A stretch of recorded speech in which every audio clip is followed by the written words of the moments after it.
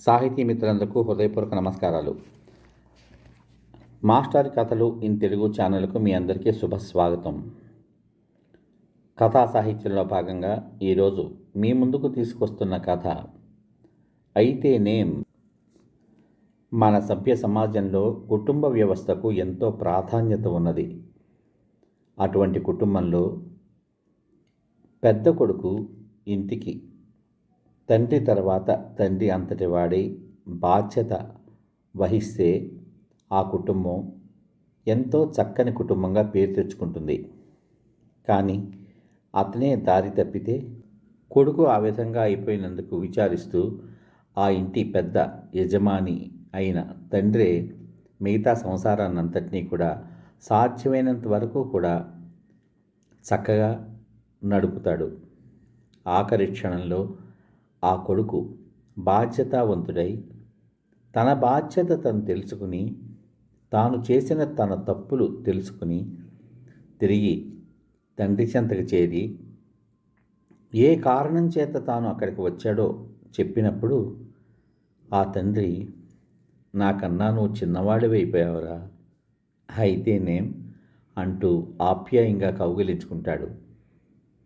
ఆ సన్నివేశాలు ఏమిటో మరి ఈ కథలో విందామా? వినండి. మీకోసం అయితేనేం కథ. రచయిత కొత్తపల్లి ఉదయబాబు. ఈ కథ స్వాతి మాసపత్రిక మార్చి 2020లో ప్రచురించబడింది. అంకుల్, నేను మీ ఇంటి పక్క మార్గరెట్ గారి మనవణ్ణి. జయంత్ నా పేరు. మీ అమ్మగారు ఈ చీటీ మీకు ఇమ్మన్నారు. చాలా అర్జెంటట. మిమ్మల్ని ఉన్న పడాన రమ్మన్నారు. అశ్రద్ధ చేయకండి, మళ్ళీ నేను మీకు ఈ ఉత్తరం లేదు అనుకుంటారు. సైకిల్ మీద వచ్చిన అబ్బాయి దిగకుండానే ఒక కాలు నేలపై ఆనించి తన జేబులోని చీటీ తీసి నా చేతిలో పెట్టి వేగంగా తొక్కుకుంటూ వెళ్ళిపోయాడు. ఆతృతగా చీటీ విప్పి చూశాను. చిన్నయ్య, అర్జెంటుగా ఊరెళ్ళాలి. 1-2 జతల బట్టలు బ్యాగులో పెట్టుకుని రైల్వే స్టేషన్కి వచ్చేసాయి. నేను నాన్నగారు అక్కడే ఉంటాం. 8:30 ట్రైన్. కమలకి ఏమీ చెప్పకు, ఆఫీస్ పని అని చెప్పు. పక్కింటి వాళ్ళ పిల్లల్ని సాయం పడుకోబెట్టుకోమని చెప్పు. 2 రోజులు మీ ఆఫీసర్ గారికి సెలవు చెప్పేశాయి. నీ కోసం ఎదురు చూస్తూ ఉంటాను అమ్మ అని ఉంది అందులో. నా అదృష్టం కొద్దీ కమల గుడికి వెళ్ళింది పిల్లల్ని తీసుకుని. పక్కింటి తెలుగు మాస్టర్ భార్య పిల్లలు వెళ్తుంటే ఆ చీటీ చూసిందంటే ప్రళయం చేసేస్తుంది అనుకుని చింపి మొక్కలు చేసేశాను. నేను అమ్మ చెప్పినట్టుగా 2 జతల బట్టలు సర్దుకుని రెడీ అవుతున్నంతలోనే కమల గుడి నుంచి వచ్చేసింది. ఇంత హఠాత్తుగా ప్రయాణం ఏమిటండి? మీరు ఆఫీస్ నుంచి వచ్చాక కూడా నాకు ఏ విషయం చెప్పలేదుగా. ఏమిటి విషయం? నాకు చెప్పకూడదా అంది నిష్ఠూరంగా. ఇంతలో జయంత్ మళ్ళీ వేగంగా సైకిల్ మీద వచ్చి, అంకుల్ మీరు ఇంకా వెళ్ళలేదా? ప్లీజ్ అంకుల్, వెంటనే బయలుదేరండి అనేసి వెళ్ళిపోయాడు. కేవలం మా ఇద్దరి మధ్య పుల్ల పెట్టడానికి వచ్చినట్టు. వాడు మీ అమ్మగారి ఇంటి పక్క వాళ్ళ మనవడు కదా, మీరు ఇంకా వెళ్ళలేదా అని అడుగుతున్నాడు ఏమిటండి? నాకు తెలియకుండా మీరు ఏదో దాస్తున్నారు. ఎవరినైనా రెండో పెళ్లి చేసుకుంటున్నారా ఏమిటి? మీరేమో ఆఫీస్ పని అంటున్నారు. నాకేం అర్థం కావడం లేదు అంది ఏడుపు మొహం పెట్టి. శుభం పలకరా వెంకన్న అంటే అన్నట్టుగా మాట్లాడకు. నీకు అన్యాయం చేసి నేను బతకగలనా? నువ్వేం కంగారు పడకు, వచ్చాక అన్నీ చెప్తానుగా అని కమలకు జాగ్రత్తలన్నీ చెప్పి మరో మాటకు అవకాశం ఇవ్వకుండా ముందుకు పరుగులాంటి నడకతో రైల్వే స్టేషన్ వైపు నడిచాను. ప్లాట్ఫారం మీద నేను కనిపించేసరికి అమ్మ ముఖం వికసించింది. పక్కన నాన్నగారు కూడా ఉన్నారు. వచ్చావా? రా, ఇప్పుడు మనం విజయవాడ దుర్గమ్మ గుడికి వెళ్తున్నాం. ఈ రాత్రికే మీ అన్నయ్య పెళ్ళి. వాడు మెడికల్ రిప్రజెంటేటివ్గా పనిచేస్తున్న ఆఫీసులో సేల్స్ మేనేజర్ గారి అమ్మాయి. వీడు ప్రేమించుకున్నారట. ముందు కులాలు వేరని ఒప్పుకోకపోయినా తర్వాత చాలా చర్చలు జరిగాక ఒప్పుకున్నారట. వాళ్ళు ఏలూరులో రైలు ఎక్కుతారు. ఈ విషయాల్ని కమలకి ఎందుకు చెప్పొద్దు అన్నానంటే, కులాంతర వివాహం అని తెలిసి వాళ్ళ నాన్నకు ఫోన్ చేసి చెప్పిందనుకో, మన పరువేంగాను. అదే పెళ్ళయ్యాక తెలిస్తే ఏదో నచ్చ చెప్పుకుంటాం. అందుకే కమలకు చెప్పొద్దు అన్నాను. అర్థమైందా అంది అమ్మ. తలూపాను. నాన్నగారి ముఖం కేసి చూశాను. నిర్లిప్తంగా ఉంది, ఏ భావం లేక. ఆయన ఎప్పుడూ అంతే. ఎంతటి విపత్కర పరిస్థితి వచ్చినా తాను తుట్రుపడరు, ఎదుటివారిని పడనివ్వరు. అమ్మ విచిత్రంగా చెబుతున్న విషయాలను వింటూ మౌనంగా ఉండిపోయారాయన. నాకు తెలియకుండా 2 కళ్ళు నన్ను, నా చర్యల్ని పరిశీలిస్తున్నాయని అప్పటికి తెలియలేదు. రైలు వచ్చి ఆగింది. మేము ముగ్గురం ఎక్కాం. రైలు కదిలింది. ఏలూరులో అన్నయ్య, వదిన స్థానంలోకి రాబోతున్న ఆ అమ్మాయి తల్లి, తండ్రి. వదిన తమ్ముడట. నేటి సినిమాలో కూల్ విలన్లా ఉన్నాడు. అతను, వాళ్ళ బంధువులు చాలా సామాగ్రితో ఎక్కారు, ఫోటోగ్రాఫర్తో సహా. అన్నయ్య మమ్మల్ని తన కాబోయే మామగారికి అందరికీ పరిచయం చేశాడు. వదిన ముఖంలో తప్ప వాళ్ళందరి ముఖాల్లోనూ ఎక్కడా పెళ్లికి వెళ్తున్న ఆనందం ఏ కోసానో నాకు కనిపించలేదు. వదిన మాత్రం ప్రశాంత వదనంతో ఒక విలువైన వస్తువుని బహుమతిగా అందుకున్న భావంతో ఉన్నట్టు అనిపించింది నాకు. కోరి అన్నయ్యం చేసుకుంటున్నట్టుంది. ఎలా వేగుతుందో పాపం. ఇక్కడ అన్నయ్య గురించి చెప్పాలి. అన్నయ్య పేరు వీరభద్ర. శివుని ఆజ్ఞతో దక్షయజ్ఞాన్ని సర్వనాశనం చేసిన వీరభద్రస్వామి అంటే అమ్మకు ఎంతో ఇష్టం. ఏ కూతురైనా తనకు కష్టం వచ్చినా, సుఖం కలిగినా తల్లిదండ్రులతో కాకపోతే ఎవరితో చెప్పుకుంటుంది? అటువంటిది పిలవకుండా ఇంటికి వచ్చినందుకు ఆమెనే కాదు, అల్లుడైన శివుని కూడా నానా దుర్భాషలాడడం ఎంత తప్పు. అందుకే శివయ్య మామగారికి తగిన శాస్తి చేశాడు అని అమ్మ విశ్వాసం. ఆ పేరుకు తగ్గట్టే అన్నయ్య ఇంట్లో ప్రతిదానికి పేచీ పెట్టి వీరభద్రుడంత వీరంగం చేసి ఆఖరికి నాన్నగారి చేత బెల్ట్ దెబ్బలు తినేవాడు. అక్కకి నేను 9వ తరగతి చదువుతుండగానే పెళ్లి చేసి అత్తారింటికి పంపేశారు. ఇక మేమిద్దరం. ప్రతిదానికి వాడికి నాతోనే పోటీ. ఏదో సాగుతో నన్ను ఏడిపించేవాడు. వాడికి నాకు ఒకే రకం వస్తువులు చెరొకటి ఇచ్చేవారు. నాది దాచుకునేవాడిని. ఈలోగా వాడు తనది పాడు చేసుకుని నాది లాగేసుకునేవాడు. వాడుకుంటే బాగుండేది, దాన్ని తగలెట్టేసేవాడు. నాకు బాధేసే నాన్నగారితో చెబితే ఆయన కోపం వచ్చి కొట్టేసేవారు. అంతా నీ వలనే అని నాన్నగారు చూడకుండా నన్ను గిల్లేసేవాడు. ఇలా ఉండేది మా అన్నదమ్ముల మధ్య కీచులాట. అప్పట్లో పాతకాలం రేడియో ఉండేది. నాకు సినిమా పాటలు, బాలల కార్యక్రమాలు, బొమ్మరిల్లు, పాలవెల్లి, చిత్రలహరి అంటే ఎంతో ఇష్టం. వాడికి క్రికెట్ వ్యాఖ్యానం ఇష్టం. నేను పాటలు పెట్టుకుంటే వాడు ఛానల్ మార్చేసి క్రికెట్ పెట్టుకునేవాడు. మళ్ళీ దాన్ని నేను మార్చేసి లలిత సంగీతం పెట్టుకునేవాడిని. వాడు తెలుగులో క్రికెట్ వ్యాఖ్యానం అయిపోతే తమిళంలో పెట్టేవాడు. అలా పోట్లాడుకుని ఆను ఆఫ్ చేసే నాబ్ని వెరక్కొట్టేశాం. నాన్నగారు మమ్మల్ని ఇద్దరిని ఆడేసుకున్నారు. ఆయనకి ఒళ్ళు మండి దాన్ని అటకెక్కించేశారు.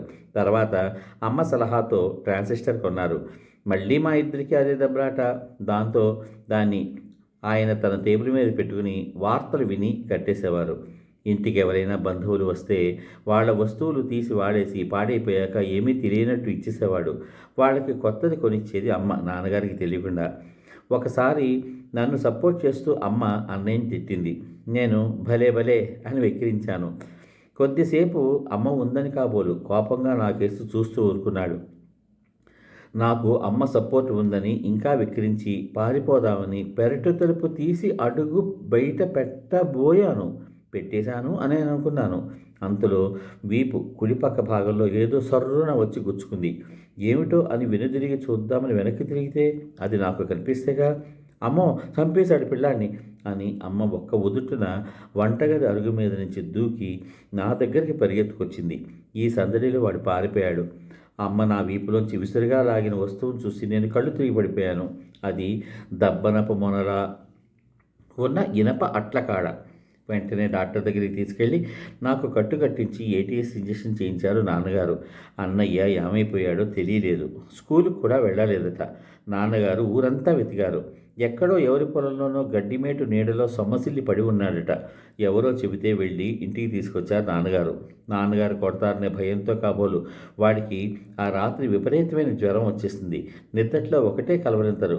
నాన్నగారు, నాన్నగారు నన్ను కొట్టద్దు, తమ్ముడితో ఇంకెప్పుడూ పోట్లాడను, నన్ను కొట్టద్దు, ప్లీజ్ నన్ను కొట్టద్దు అని ఒకటే కలవరింతలు. ఆ జ్వరంతో వాడు 40 లంకణాలు చేశాడు. అమ్మ అయితే ఒకటే ఏడుపు. భగవంతుడా, నా బిడ్డను చల్లగా కాపాడు అని మొక్కని దేవుడు లేడు. పెట్టని బొట్టు లేదు, కట్టని తాయెత్తు లేదు. 40 రోజుల్లో ఒక 15 ఏళ్ల కుర్రాడు అలా ఎముకల గూడుగా తయారవడం నేను అంతకుముందు ఎన్నడూ చూడలేదు. నేను మనసులో దేవుడికి దండం పెట్టుకున్నాను. స్వామి, ఇదంతా నా వల్లనే. అన్నయ్యకి తొందరగా తగ్గిపోయేలా చూడు. అలా తగ్గిపోతే నేను నీ కొండకొచ్చి తలనీలాలు సమర్పించుకుంటాను. నా గిరజా జుట్టు అంటే నాకెంతో ఇష్టం. జ్ఞానం వచ్చాక నేను ఏనాడు గుండు చేయించుకోలేదు. నాకు తెలిసి అన్నయ్య కోసం నేను చేసిన త్యాగం అది ఒకటే. వాడికి జ్వరం తగ్గి మామూలు మనిషి అయ్యాక నేను 10వ తరగతి స్కూల్ ఫస్ట్ వచ్చిన విద్యార్థిగా ఎల్టీసీ మీద నాన్నగారు మమ్మల్ని తిరుమల తీసుకువెళ్ళిన సందర్భంలో మొక్కు తీర్చేసుకున్నాను. ఆ తర్వాత అన్నయ్య నాతో ఎప్పుడూ గొడవ పడలేదు. నాతో మాట్లాడేవాడు కాదు. అమ్మ తమ్ముడిని పిలవరా అని అంటే, నువ్వు పిలుచుకో, వాడితో నాకేం పని అనడం మొదటిసారి విన్నాను. నేను ఇంటర్లోకి వచ్చాను. అన్నయ్య బీకామ్ ఫైనల్ ఇయర్ చదువుతున్నాడు. కాలేజీలో జరిగిన ప్రెసిడెంట్ ఎన్నికల పోటీల్లో అన్నయ్య ఫ్రెండ్ వెంకటాద్రి నిలబడ్డాడు.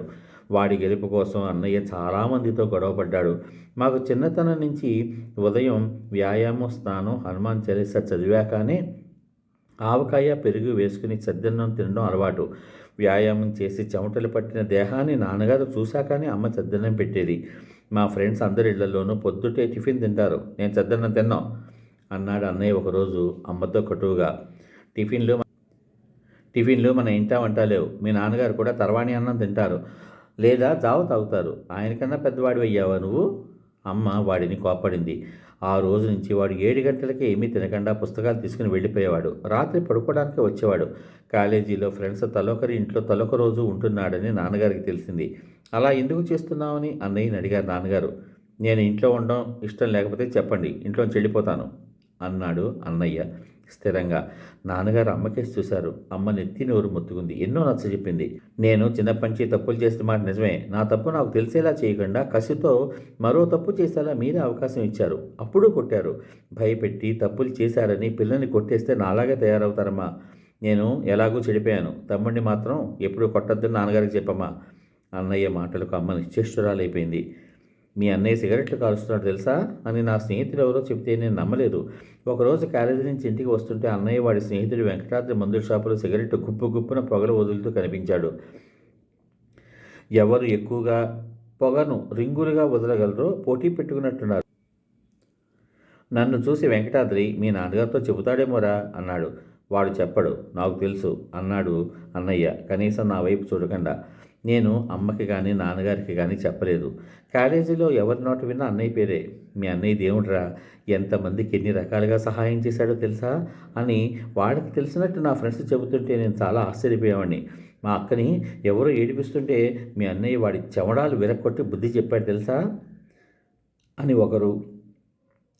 పరీక్షకి ఫీజు కట్టలేకపోతే మీ అన్నయ్యే మా అత్త కొడుక్కి ఫీజు కట్టాడట్రా అని మరొకడు.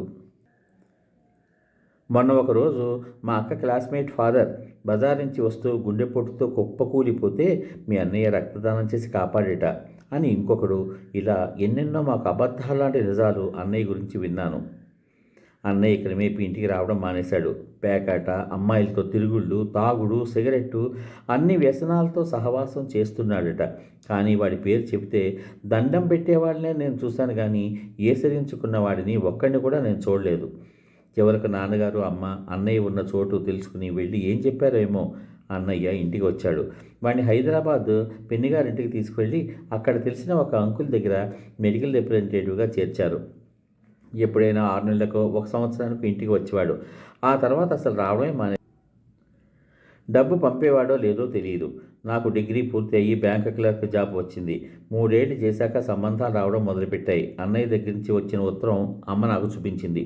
అందులో, అమ్మా నేను బాగున్నాను, నా ఉద్యోగం మామూలే, నాకు ఇప్పట్లో పెళ్లి ఉద్దేశం లేదు, లేటుగా చేసి తమ్ముడు జీవితం పాడు చేయొద్దు, వాడికి వెంటనే పెళ్లి చేసేయండి. నేను అద్దెకున్న ఇంటివారమ్మాయి చాలా తెలివైంది. తమ్ముడి మెతకతనానికి ఆ అమ్మాయి గడుసుతనానికి సరిగ్గా సరిపోతుంది. మీరు అంటే వివరాలు పంపిస్తాను. నాన్నగారికి నా నమస్కారాలు. నీ పెద్ద కొడుకు వీరభద్ర. అలా కమలతో నా పెళ్లి దగ్గరుండి మరో తండ్రిలా బాధ్యత వహించి అమ్మా నాన్న ఏమాత్రం అలసిపోకుండా జరిపించాడు. నేను కమల నమస్కరించకపోతే నాకు అర్హత లేదురా అని తల తిప్పుకు వెళ్ళిపోయాడు. ఇప్పుడు నాకు 2 మగపిల్లలు. 1వ తరగతి 3వ తరగతి చదువుతున్నారు. కమల చాలా తెలివైంది. తను నా జీవితంలోకి రాకుండా నేను ఇంకో అమ్మాయిని చేసుకుని ఉంటే నిజంగా నా వైవాహిక జీవితం నరకప్రాయమే ఉండేదని ఖచ్చితంగా చెప్పగలను. ఎందుకంటే కమల చాలా బోళా మనిషి. సమయం సందర్భాన్ని బట్టి నడుచుకోవడం తనకి వెన్నతో పెట్టిన విద్య. అమ్మ దాపుని పెరిగిన నన్ను ఎవరైనా అమ్మాయి ఎగిరేసుకుపోతుందని తన అనుమానం తప్ప మిగతా 99% తన బంగారం కాదు, ప్లాటినం. అన్నయ్య పెళ్లి కనకదుర్గమ్మ గుడిలో ఉన్నంతలో చాలా బాగా జరిగింది.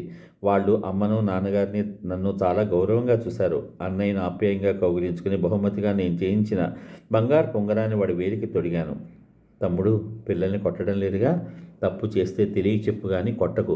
అందుకే నేను ఎట్టి పరిస్థితుల్లోనూ మగపిల్లల్ని కనను అని నేను తొడిగిన ఉంగరం ముద్దు పెట్టుకుని, ఇప్పుడు ఎందుకురా ఇది అన్నాడు నా వీపు నిమురుతూ.